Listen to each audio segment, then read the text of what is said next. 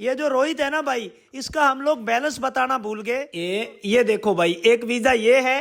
तो भाई मनीष कुमार है हिसार से। मनीष कुमार का भाई, ये पंजाब की एक फैमिली है, इनका वीजा आया है। टूरिस्ट स्ट्रीम कब सिलेक्ट करनी है, फैमिली स्ट्रीम सब कब सिलेक्ट। ऑस्ट्रेलिया का रिफ्यूजल होने के बावजूद भी इनका वीजा आया है। अगर आपने कवर लेटर अच्छा बना लिया तो आप लोग वीजा ले।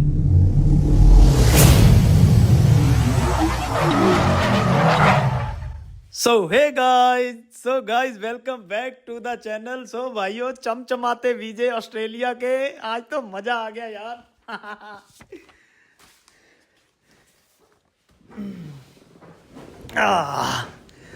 सो भाइयों, सबसे पहले तो भाई इसको इधर रखते हैं।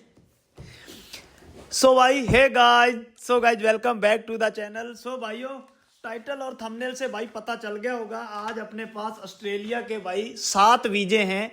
और भाई बहुत अच्छा लग रहा है, बहुत अच्छा लग रहा है। इसमें से भाई एक फैमिली है, जिस फैमिली में तीन लोगों की फैमिली है, बाकी पीछे बचे 4। तो 4 जो वीजे हैं वो सिंगल लोगों के हैं।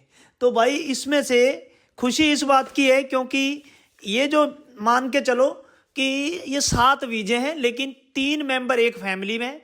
तो आप ये मान के चलो, ये जो टोटल जो वीजे हैं ये 5 वीजे हैं ना, क्योंकि जो चार बंदे सिंगल हैं और एक फैमिली में 3 बंदे हैं। तो आप मान के चलो ये 5 वीजे हैं ऑस्ट्रेलिया के, ठीक है। पेजों पे मत जाना, पेज काफ़ी ज़्यादा हैं, मतलब 7-8 पेज हैं, ठीक है। तो हम आज के वीडियो में बात करेंगे कि ऑस्ट्रेलिया का जो वीज़ा इन दिनों आ रहा है उसमें कैसे कैसे डॉक्यूमेंट लगते हैं, उनमें कौन कौन से डॉक्यूमेंट लगते हैं और कितना बैंक बैलेंस होना चाहिए। और इन दिनों न्यूजीलैंड का क्या सीन चल रहा है। न्यूजीलैंड के भी मेरे पास कुछ वीजे हैं, लेकिन मैं सोच रहा हूं कि आज के बाद हम लोग पर्टिकुलर किसी कंट्री पे वीडियो बनाया करेंगे, मिक्स नहीं किया करेंगे। क्योंकि मैंने देखा है अगर किसी को शेनेगन का वीज़ा चाहिए तो वो शेनेगन सर्च करेगा। इसलिए मैंने आज के बाद ये सोचा है कि अगर न्यूजीलैंड का बात करनी है तो न्यूजीलैंड का बात करेंगे, अगर आज टॉपिक ऑस्ट्रेलिया का है तो हम ऑस्ट्रेलिया की बात करेंगे, ठीक है।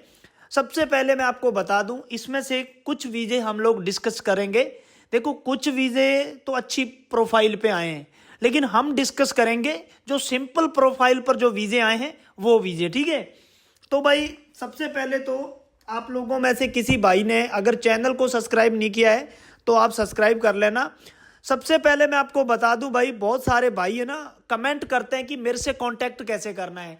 तो मैं हर वीडियो में बताता हूं, ये मेरा QR कोड है फ़ोन पे का, ये गूगल पे का है। 200 रुपये मेरी बात करने की फ़ीस है। इस पे किसी पे भी 200 रुपये डालकर, ये जो स्क्रीन पे नंबर आ रहा है ये नंबर हमारे ही टीम मेंबर का है, इसको आप स्क्रीनशॉट भेज देना। ये लड़का आपको मेरा नंबर देगा और एक टाइमिंग देगा, उसी टाइम पे आपने कॉल करनी। इतनी सी मेरी रिक्वेस्ट है। और एक रिक्वेस्ट और, कई बार 200 रुपये डाल के थोड़ा सा वेट कर लेना। कई बार बहुत सारे भाई मैसेज करने लग जाते हैं, गालियाँ निकालने लग जाते हैं इस लड़के को, बेचारे को थोड़ा सा टाइम लग जाता है, 5-10 मिनट 15 मिनट, वैसे ज़्यादा टाइम नहीं लगेगा ये। और आपकी सेम डे बात होगी। अगर किसी ने आज पैसे डाले हैं तो आज बात होगी, चाहे मुझे रात के 12 बज जाएं, ठीक है। आप लोग अपनी प्रोफाइल भी मुझसे सेट, मतलब जरूरी नहीं है कि अगर आपने वीज़ा लगवाना है तो ही बात करनी है। आप चाहें तो अपनी प्रोफाइल मेरे से क्रॉस चेक करा सकते हो, आप चाहें तो कुछ पूछ सकते हो, एडवाइस ले सकते हो, कवर लेटर ले सकते हो। आपको मैं बता दूं, हमारे जो सबसे ज़्यादा जो वीज़े आते हैं वो कवर लेटर के बेसिस पे आते हैं। ये देखो भाई, आप चाहें तो हमारी टीम से कवर लेटर भी बनवा सकते हो, हम लोग कवर लेटर बहुत अच्छा बनाते हैं। कवर लेटर के बेसिस पे हमारे सबसे ज़्यादा वीज़े आते हैं। कवर लेटर ही आपके वीज़े की रीढ़ की हड्डी होता है। अगर आपने कवर लेटर अच्छा बना लिया तो आप लोग वीज़ा ले जाओगे, ठीक है। चलिए, तो भाई हम लोग शुरू करते हैं।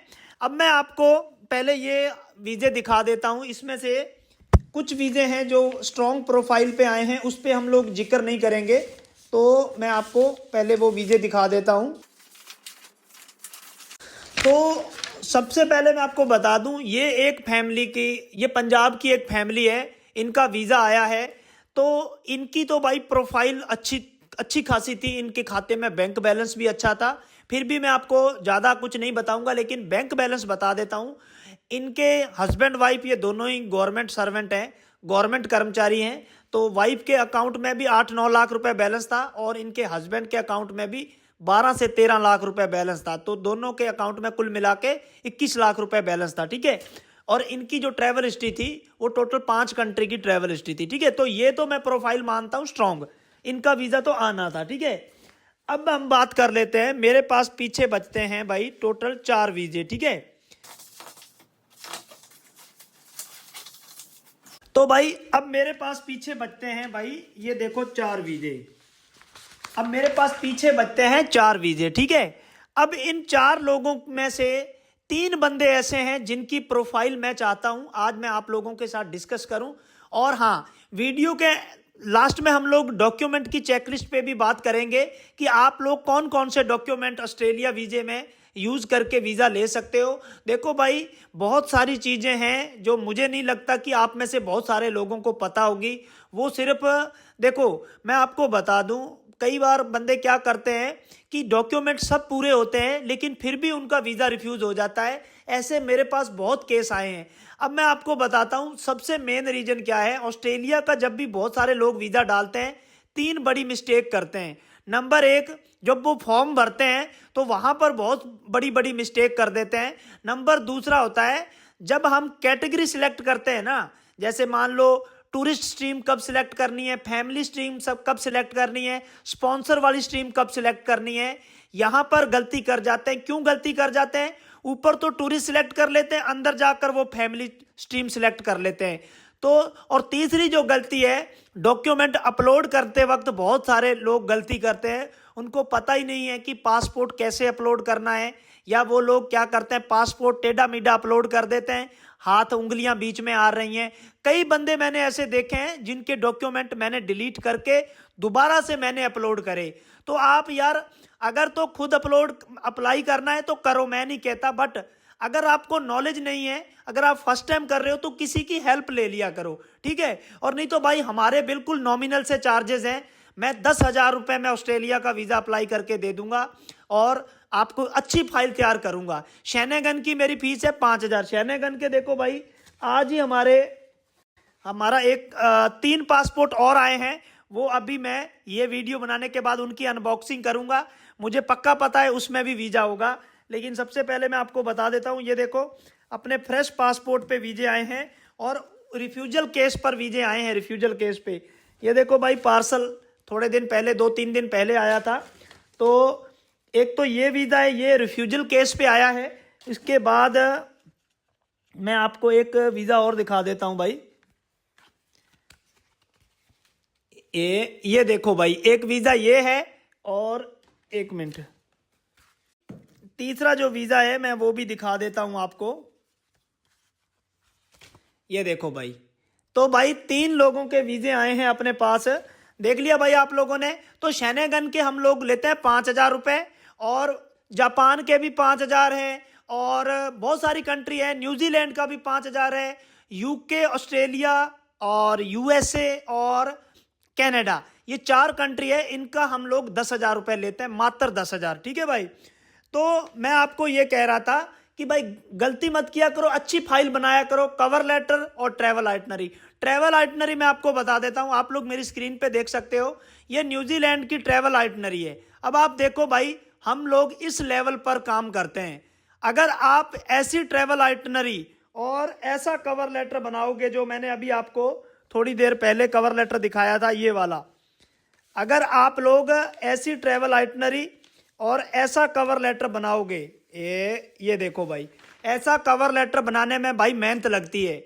मेरी पूरी टीम है ना, आप ये मान के चलो, मेरी पूरी टीम 12 पेजों का कवर लेटर तैयार करती है। 12 पेजों का हम लोग हर डिटेल क्लाइंट की लिखते हैं। उसके बाद भाई फिर हम लोग उसको 3 पेजों में कन्वर्ट करते हैं। कुछ चीजें जो अननेसेसरी होती है उसको काट देते हैं, जरूरी चीजें रखी जाती हैं। यानी कि मेरा टीम के जितने भी मेंबर है सभी कवर लेटर बनाते हैं और जो सबसे अच्छा कवर लेटर होता है वो ही सिलेक्ट किया जाता है, ठीक है भाई। तो भाई अब बात कर लेते हैं। तो अब मैं आपको एक वीजा दिखा देता हूं, आप लोगों को मैं स्क्रीन पे दिखाता जाऊंगा, आप लोग मेरी स्क्रीन पे देख सकते हो। ये वीजा है रोहित का। तो रोहित का वीजा आया है। रोहित जो भाई है भाई, ये हमारे गंगानगर के ही हैं। ये एक्सिस बैंक में असिस्टेंट मैनेजर हैं। ठीक है। तो इनकी जो सैलरी है वो इंसेंटिव मिला के, सब कुछ मिला के, क्योंकि ये ना LIC भी करते हैं, FD भी करते हैं, बहुत सारी पॉलिसी भी करते हैं, तो इंसेंटिव मिला के जो इनको सैलरी मिलती है वो 58,000 मिलती है, 58,000 रुपये सैलरी मिलती है। इसके अलावा भाई इनको एक रेंट इनकम भी आती है। अब मैं आपको एक चीज़ बता दूं, रेंट इनकम इनको सच्ची में नहीं आती है। ये क्या करते हैं, इनके पास एक घर पड़ा है, उस घर में रहते तो इनके चाचा जी हैं, लेकिन ये क्या करते हैं, अपने चाचा जी से रेंट डलवाते हैं 30,000 रुपये। मतलब आप लोग समझे कि इनके नाम घर है, वो इनके चाचा जी रहते हैं, लेकिन इनको ये स्कीम मैंने ही दी थी। और ऐसे एक बंदा नहीं है, ऐसे बहुत बंदे हैं जिनको, जब इन्होंने मेरे से पहली बार बात करी थी तब इनको मैंने ही ये सजेशन दिया था कि आप रेंट डलवाना शुरू कर दो। तो इन्होंने भाई रेंट डलवाना शुरू कर दिया 30,000, और रेंट डलवाते हुए 1.5 साल हो गया इनको, मतलब 2 साल पूरे होने वाले हैं। और एक बात और बता दूं, इनका भाई 2023 के अंदर ऑस्ट्रेलिया का वीज़ा रिफ्यूज़ है। ऑस्ट्रेलिया का रिफ्यूजल होने के बावजूद भी इनका वीज़ा आया है। अब आप ये देख लो भाई, ये प्रोफाइल बिल्कुल सिंपल है। इनकी जो इनकम बनती है वो 70,000 रुपये बनती है।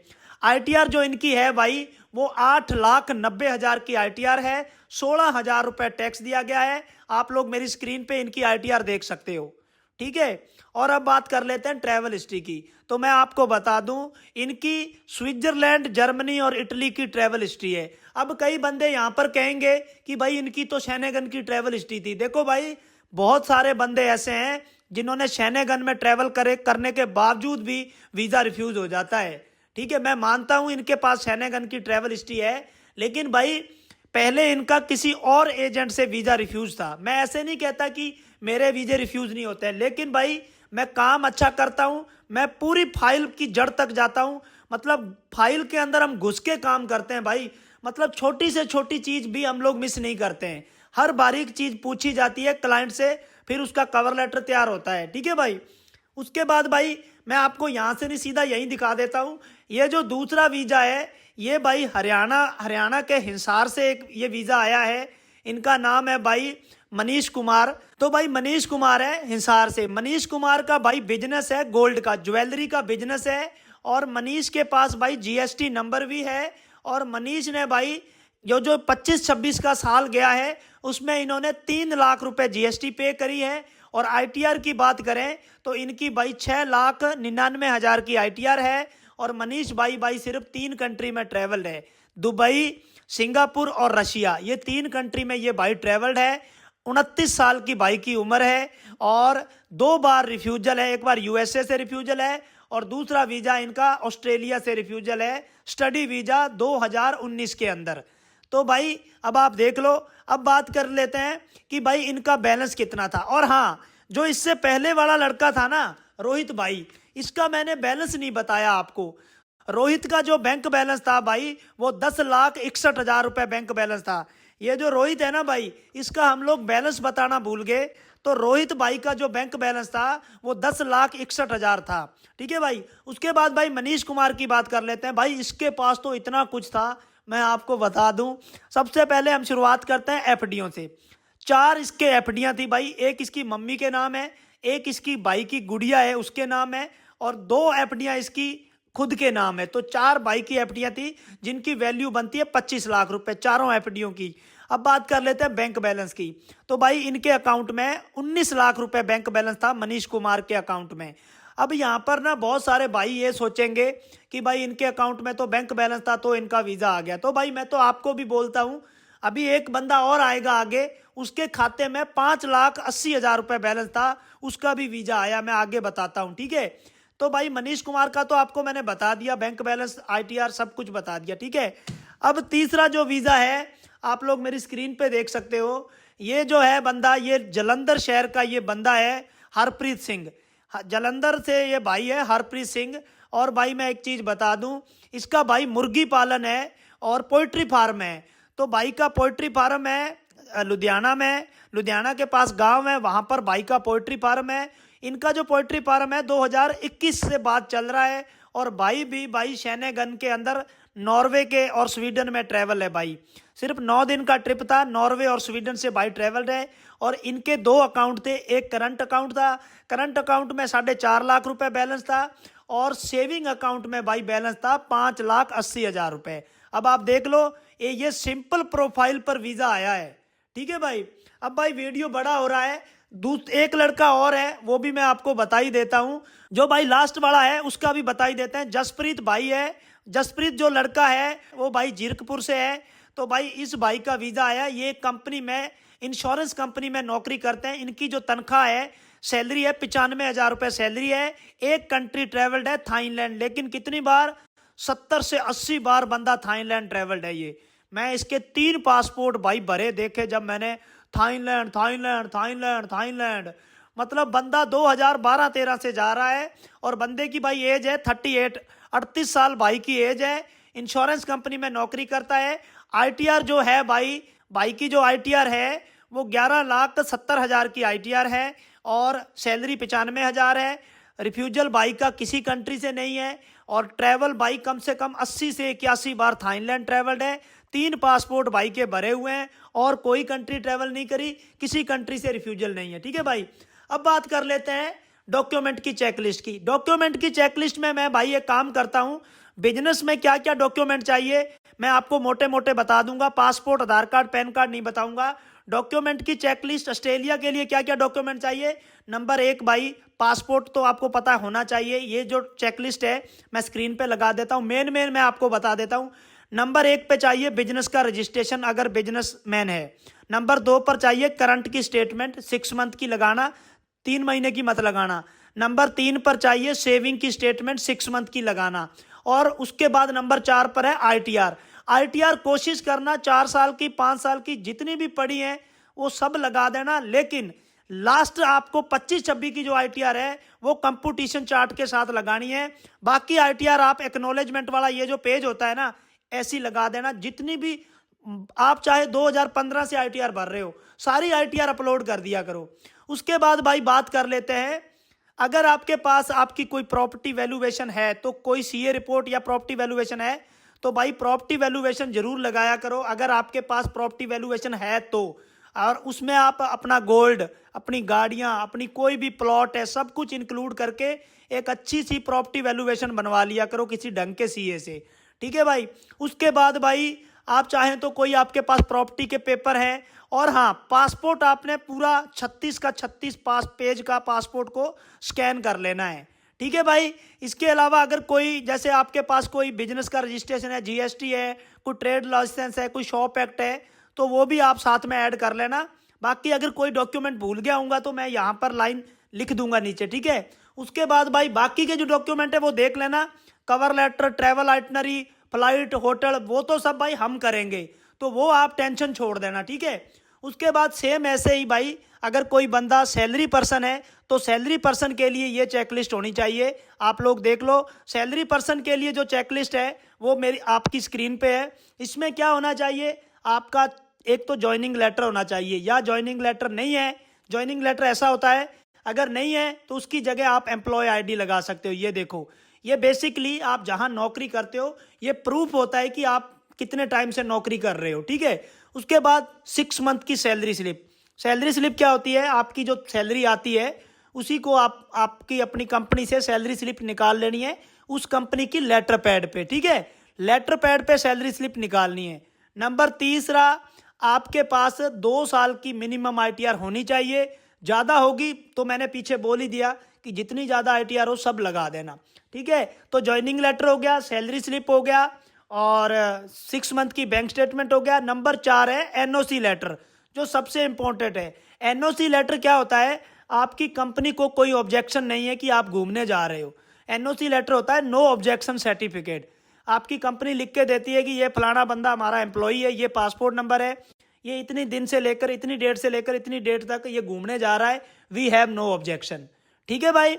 उसके अलावा भाई वही प्रॉपर्टी वैल्यूएशन हो गया, या कोई आपके पास आपकी कोई प्रॉपर्टी, कोई आपके पास कोई अपनी प्रॉपर्टी है, प्लॉट है, उसके पेपर लगा सकते हो। और उसके अलावा आप चाहें तो अगर आपका कोई बिजनेस है, सॉरी, अगर आपकी जॉब है तो जहां कंपनी में जॉब करते हो उस कंपनी की कुछ फोटो लगा सकते हो। सेम ऐसे ही अगर बिजनेस है तो कुछ बिजनेस के फोटो एक पीडीएफ बना के वो अपलोड कर सकते हो। बाकी भाई अगर कुछ रह गया हो, अच्छा हाँ, एग्रीकल्चर बंदे के लिए बाकी तो सब डॉक्यूमेंट वही लगेंगे, आईटीआर भी लगेगी। एग्रीकल्चर बंदे के लिए एक चीज सिर्फ अलग लगेगी, उसके जे फार्म लगेंगे साथ में, और बाकी आईटीआर वो लगा सकता है, जे फार्म लगा सकता है, बैंक स्टेटमेंट लगा सकता है, ठीक है। प्रॉपर्टी वैल्यूएशन उसके लिए भी है। तो भाई आज की वीडियो में इतना बहुत है। अगर किसी को मेरे से बात करनी है, मेरे से कांटेक्ट करना है, ये क्यूआर कोड है फोन पे का और ये क्यूआर कोड है गूगल पे का। 200 रुपये बात करने की फीस है। इस पे किसी पे भी 200 रुपये डालकर ये जो स्क्रीन पे नंबर आ रहा है इस पे स्क्रीनशॉट भेज देना। ये लड़का आपको मेरा नंबर देगा और एक टाइमिंग देगा और अपने टाइम पे कॉल करना। तो ठीक है भाइयों, मिलेंगे आपको एक नई वीडियो में। तब तक जय हिंद, वंदे मातरम।